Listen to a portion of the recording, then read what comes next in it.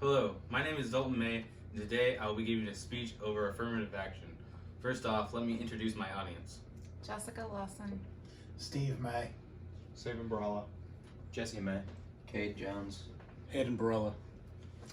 Affirmative action is a controversial issue that is based on the idea that minorities should be given a leg up or benefits that others cannot receive due to past racial discrimination. I believe that this is wrong and that it should be based on merits. It also causes many problems, and I believe that people need to come together and come up with a better solution to help those who need it.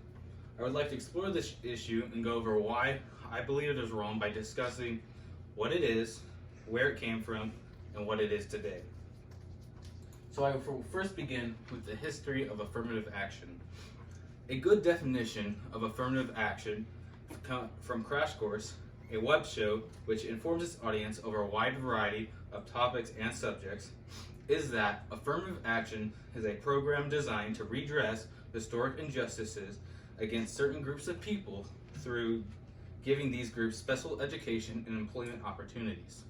The key part to affirmative action is the special opportunities given to the groups of people who have been historically discriminated against. According to Britannica, an online encyclopedia that provides articles over many subjects and topics, affirmative action was initiated by the administration of President Lyndon Johnson in order to improve opportunities for minorities. The federal government began to put affirmative action policies into effect through the Civil Rights Act of 1964 and through an executive order in 1965.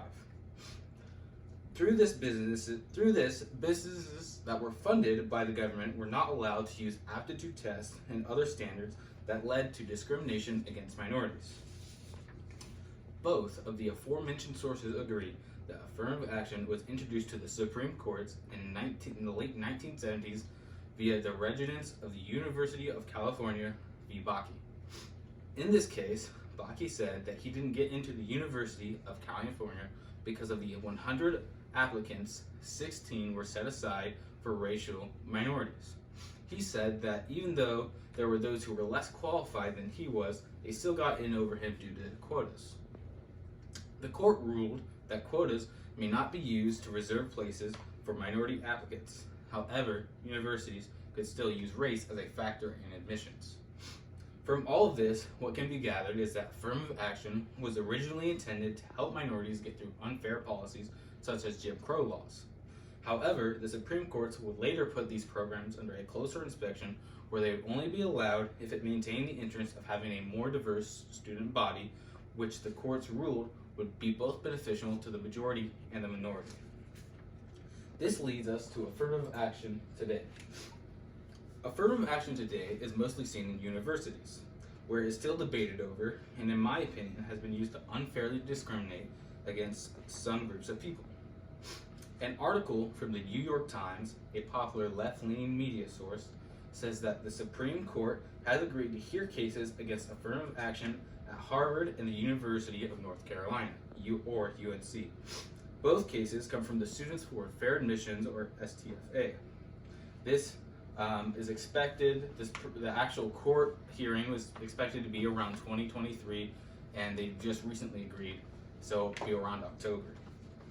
In the case against Harvard, STFA claims that Harvard is discriminating against Asian American students by using a subjective standard in order to gauge traits like likability, courage, and kindness.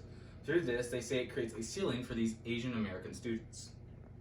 In the case against UNC, they claim that the university discriminates against Asian American students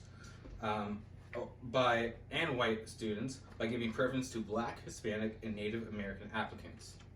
In these upcoming Supreme Court cases, there is a good chance of these programs being overturned, affirmative action being overturned. One of the reasons is due to the Supreme Court leaning more right.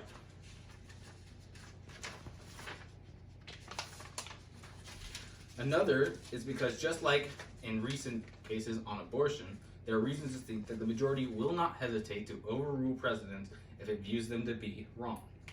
From the Connecticut College, it says that there are two typical arguments for and against affirmative action.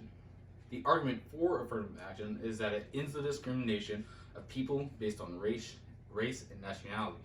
It is a way to give minorities an opportunity to have good jobs and education. Also, it provides diversity, which is good for many people so they can be exposed to different ideas. The argument against affirmative action is that it is unfair to use race as a consideration in admitting students to a college or university. Also, it is said that it can be demeaning because it's about the idea that minorities could not make it into the college on their own accord and that they need some government program or some way to make sure they can get in. Moving forward, I'll be discussing what I think about affirmative action. I agree that affirmative action is wrong because it is unfair to use race as a consideration when admitting students to a college or university. As mentioned before, British Canada, through the Civil Rights Act of 1964, businesses funded by the federal government are not allowed to discriminate on the basis of race, color, or national origin.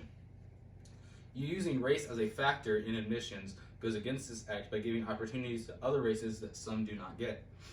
A good analogy for this is my dad used to always tell me and my brother that he would not do for one something that he would not do for the other because this would be unfair. Another thing I think is that it is demeaning because it assumes that minorities cannot make it on their own. An example of this comes from a web show called Louder with Crowder, a right-leaning talk show, where in an alarm-formed debate over affirmative action with a minority woman, she was unsure if she was there due to all the hard work she had put in or if it had been because of affirmative action. I think that affirmative action makes students doubt whether they deserve to be there even if they work very hard to get there. And I also believe that affirmative action isn't fair to those who work hard to be there but then don't get into wherever college they want to be in because of not necessarily a quota but because colleges can use race as a factor. Some say that affirmative action helps people with less resources. Rather than have affirmative actions programs to help these groups, I think that there should be programs that give more resources to those without it. Through this, I think we should reach out more to poorer communities that don't have as good schools and don't have as higher education programs, whether that be through more funding or sending people out to help tutor these kids. But this would be much better than taking away resources from the others based on their color of their skin. My solution is not perfect, and so to conclude and sum up, affirmative action is unfair and causes more problems than it solves. It is based on the idea that minorities should be given special opportunities due to past historical discrimination. Many people have been discriminated against because of the color of their skin, and a better solution needs to be found to help those who don't have the same resources as others and still not take away resources from those who have them.